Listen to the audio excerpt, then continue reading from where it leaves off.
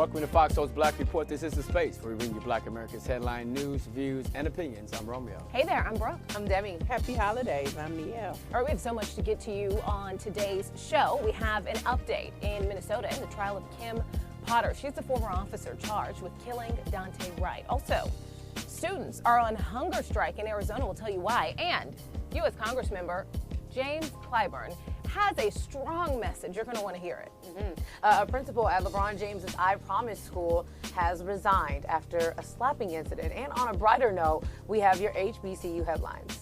Soulmates, we have that and so much more. You know why? Because it's our voice and it's our truth. So let's get to it.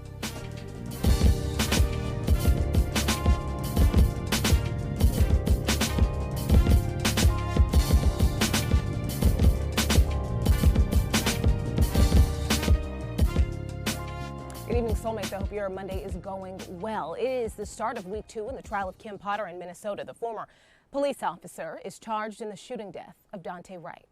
This morning, an assistant medical examiner testified the gunshot wound was far and away the most significant injury Wright suffered, despite his car crashing immediately afterward. The AP reports Assistant Hennepin County Medical Examiner Dr. Lauren Jackson testified the gunshot wound causing injuries to White's heart and lungs is what caused his death. He said with these injuries, one can survive only seconds to minutes. The defense has called the shooting a horrific mistake. Also, at the same time, asserting Potter would have been within her rights to use deadly force on Wright because they say he might have dragged another officer with his car. The case is being heard by a mostly white jury. So some things that you can expect this week. We talked a lot during Derek Chauvin's trial about spark of life testimony. You'll probably remember that. We talked a lot about that. And so that is something that you can expect to hear this week. So essentially, murder victims, when there's a murder victim, family members, people are allowed to testify in the state of Minnesota about who they were, about their spark of life. And so we are expected this week to hear from Daunte Wright's father and brother, many people looking to that testimony. Again, just mentioning Derek Chauvin's trial, that testimony was said to have a lot to do with the outcome. And I agree that it did. And at the end of the day, I feel for the parents because remember, he spoke to his mom right before he was shot. Right. They have to hear all these details over and over again. They have to hear the details of maybe there may be marijuana in his system. Was that the reason why? Because trust me, they're going to try and take things and twist it around. That's what they're supposed to do, or the lawyer's supposed to do on the other side. But I do feel for the parents, this is going to be just a drawn out situation where they want some type of closure, and I'm interested to see how it does turn out. Yeah, Romeo, great point. They're absolutely going to start digging. And if you've been anywhere online today, you've seen new details have emerged in this. Not really relevant to this story here, but they are going to start digging in and try to find any and everything that they can to make their point. But Brooke, back to your point about the spark of life testimony. Yes, spark of life testimonies are going to be seen coming soon, but his girlfriend testified. And so something powerful that she said that I'm wondering how they're going to kind of justify this is that she was saying that it was between 4 and 8 minutes. I've seen 4, then I've seen 8 minutes. Between 4 and 8 minutes it took for someone to even help him. And so that's one thing that I'm looking to see, how is that justified? How come no one helped him? And she said that she was the only person out of everybody out there that was helping him. And so I'm curious to see, you know, what's the justification for that? I think the charges of manslaughter are appropriate. After watching some of the testimony last week and watching the video footage play out, she definitely was in shock as to what had just happened. But being that she's a police officer that were training other police officers, she's had an extensive career on the police force, she should be able to know the difference between the taser and a gun based upon the weight.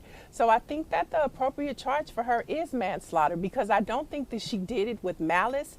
But somebody did lose their life, and there is a level of accountability that everybody in this country should have when somebody is killed. So I'm just hoping that this manslaughter charge sticks with her, but I don't think that she intentionally killed Daunte Wright.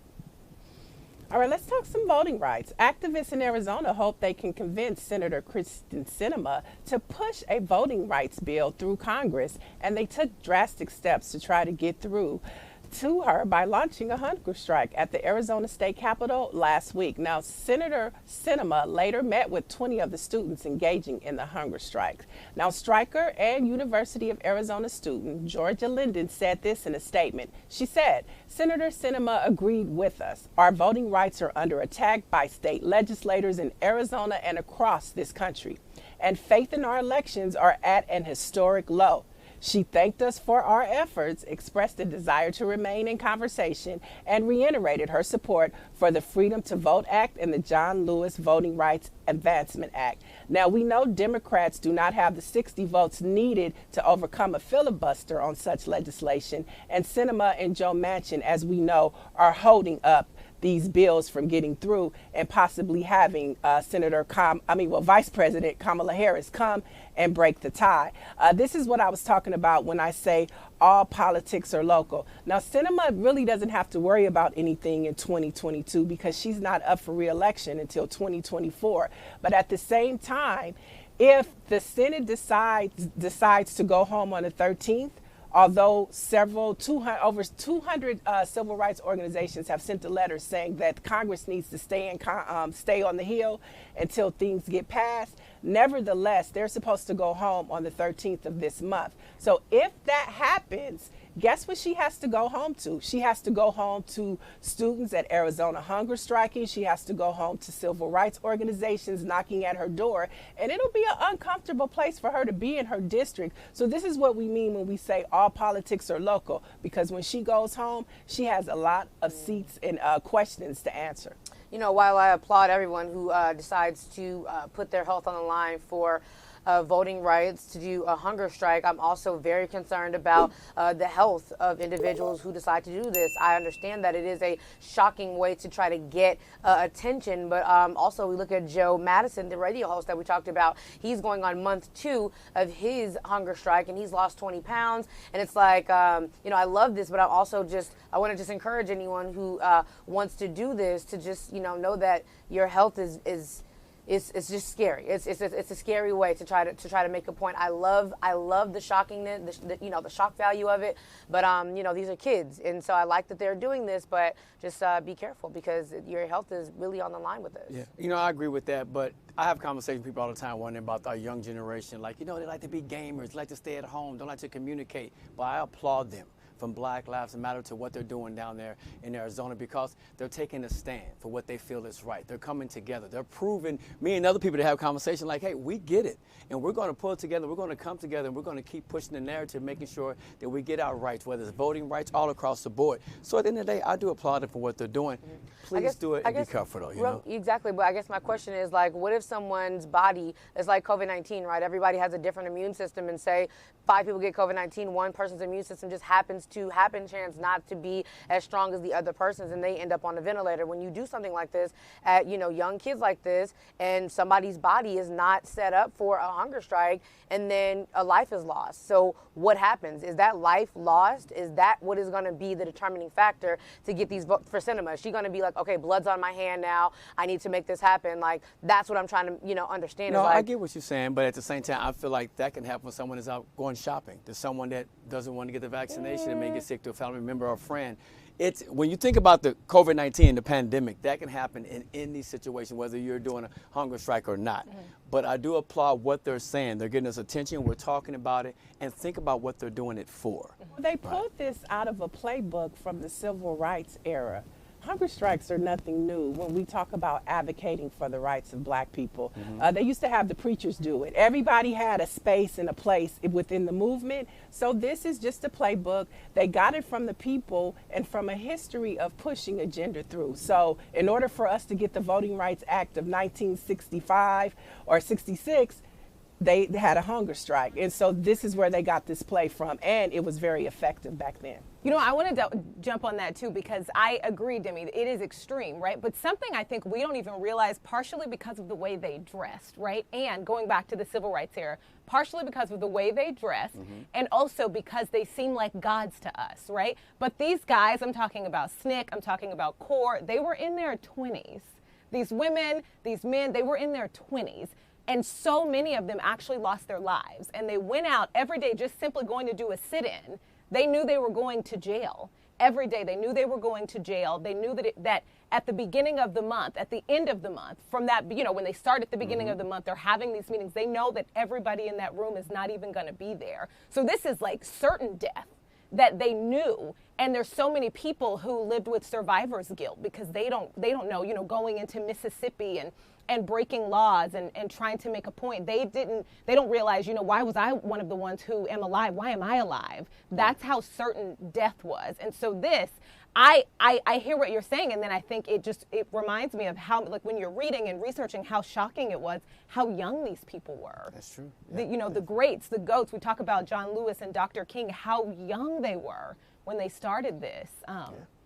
So, it'll be interesting to see, like all of your points, so what this does. Yeah, we'll definitely keep you posted on that. Now, a judge denied Georgia Secretary of State Brad Raffensperger's motion to dismiss lawsuits filed by civil rights groups seeking to overturn the state's new voting law, which was widely criticized by Democrats as an attempt to restrict access to the ballot. The federal suits by groups including the Georgia State Conference of the NAACP, the Georgia Muslim Voter Project, and the state's chapter of the League of Women Voters properly allege that the new law may violate the Voting Rights Act. U.S. District Judge J.P. Boley in Atlanta ruled Thursday. A suit is seen as crucial for efforts by Democrats to reverse provisions of the law that allegedly discriminate against racial minorities who helped deliver President Joe Biden a narrow win in the state in 2020 and give Democrats slim control of the U.S. Senate. We talk about this all the time. It comes up. It's an ongoing fight. It's all about, at the end of the day, how are we going to get past it? And I think it's going to fall back on the hands of the Biden administration. They got to decide. If either side is not going to budge, if they're not going to agree on something, right, then what do we do to change that before we get to midterms or to 2024, knowing that Trump may want to run again? We don't know that whole situation. How do we, as Democrats, and how do Democrats out there say, look, we just got to do this. We got to bust up the filibuster. We got to change some things if they're not going to change their laws. Right. Yeah. You're right. You kind of answered your own question there, 100%. But yeah, because there are two bills sitting on the table that could rectify this, and none of this seemingly would be necessary. Mm-hmm. They're sitting there. Let's not forget, he's one of the candidates for Georgia right now for the governor's race. He just filed a lawsuit today in support of saying that there was election fraud. And then you have a certain county in the state of Georgia who just got rid of three Democrats on the election board. Now, these are people who oversee the elections when they happen. Because of redistricting, they got rid of 3 of the members of the election board, replaced them with Republicans. And so what you see here is that the Republicans in Georgia are scared, and now they're doing anything that they can to control the elections that are coming up because they know that Stacey Abrams has a lot of power in that state. She's provided health care for many of the constituents in that state. She has mobilized and motivated the colleges in that state, and so they're afraid of her, and so they are doing everything they can. And with this new ruling, what the judge did in the suit with the NAACP, it is really pushing the narrative that voter suppression is real, and it's working to the advantage of Democrats and civil rights leaders, and hopefully it will make the decision to get rid of all of these voter suppression laws, or even at least make a difference or a dent in the situation. Mm-hmm. Now, on to our next story here. House Majority Whip James Clyburn of South Carolina responded to Democrats itching to replace older lawmakers in leadership roles, saying, if you want my seat, come get it. Take a look. The path is there for the next generation. I never ask anybody to die for me. I don't know why people come saying, you need to step aside for me. No. If you want my seat, come get it.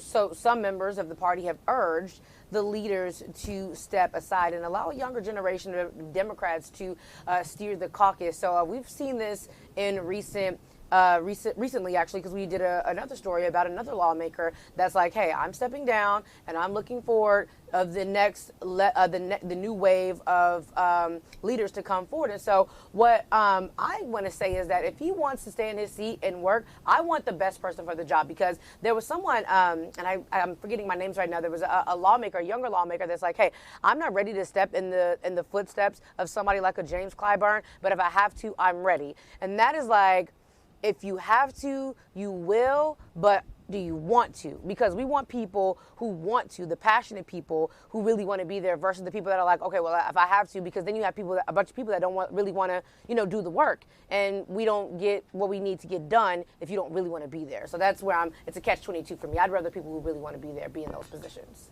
regardless of age. I agree with that. At the end of the day, we're not talking about sports here, right? Where you kind of age yourself out, you get to the point where you can't perform that well. But look, no matter your age, if you're still capable of helping to make the right decisions, of being involved, with the community, with this country as a whole, then I say, hey, you know what? He has a right when he wants to say, if you want to come get my seat. He wants to continue to fight for his seat. And, who would not want to do that, right? If you have passion, that's going to always be within you, I believe. I mean, who would not want to do that? Well, nobody on Congress who's been there for a while. Nancy Pelosi is going to turn 82 as the sitting Speaker of the House and has not announced any plans whatsoever to stepping down in the near future. So he's not the only one. And not to mention, Congress is a tenured situation right there. So the whole structure of Congress is built on tenure. And when I say tenure, that means that you have to be there for a long time to even be the chair of a committee. That's why it's like a catch-22. I see what the younger lawmakers are saying, but at the same time, especially for like the Congressional Black Caucus and its members, that's why you see Congresswoman Maxine Waters. She's the chair of the Finance Committee. You see Gregory Meeks. He's over Foreign Affairs. And the list goes on and on. They had to sit there and wait for their turn to be chair. So they may be in an elderly state, but they earned the right. They earned the right to be in that seat, and I feel like they should be able to stay there. And the young lawmakers, there's a lot to learn from them. And I know Maxine Waters, she opened it up to where some of the subcommittees like AOC and some of the younger people could be, co-chairs of committees to give them a taste of what it's like. But Congress is tenured, and that's just the name of the game. And as long as those CBC members have been in Congress, I think they deserve the chairs and the seats that they have right now and all the power.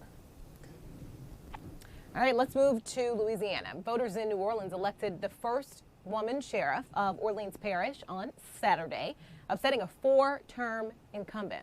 Susan Hudson defeated Sheriff Marlon Guzman, in Saturday's runoff election. Returns from the Louisiana Secretary of State show Hudson won with 53% of the vote. Guzman had been sheriff since 2004. That's according to the sheriff's website. And local news outlet WGNO reporting Hudson has also become the first black woman to be elected sheriff in the state of Louisiana. There has been a huge push, especially since 2020, for more black officers in power, more black law enforcement officers.